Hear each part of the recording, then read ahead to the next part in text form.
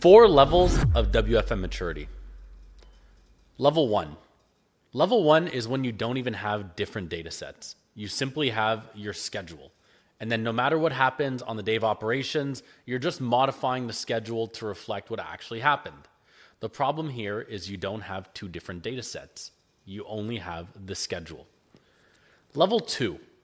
You now have two different data sets. You have your scheduled time, and then you have your actuals. Your scheduled shows what was planned for the day. Your actuals will be updated with what actually happened. Level three.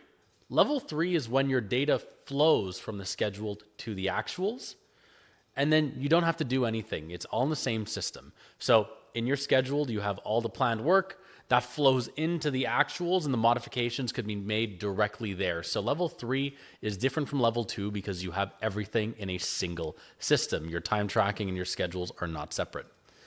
Level four. Level four is not only having two different data sets and having them in the same system, it's about then being able to do certain compliance calculations, apply certain rules to make sure that all your time is fully compliant.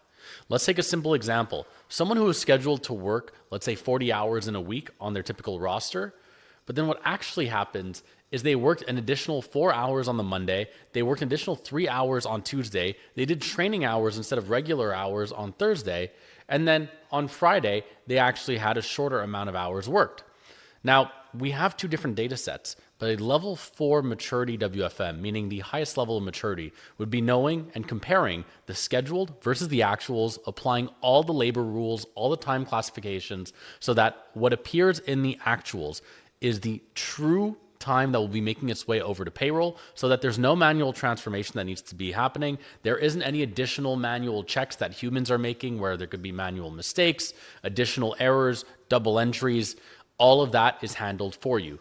So in short, a level 4 system handles scheduled, actuals, along with all the transformation using those data sets comparatively to get you the true value of what you should be paying people without any human error.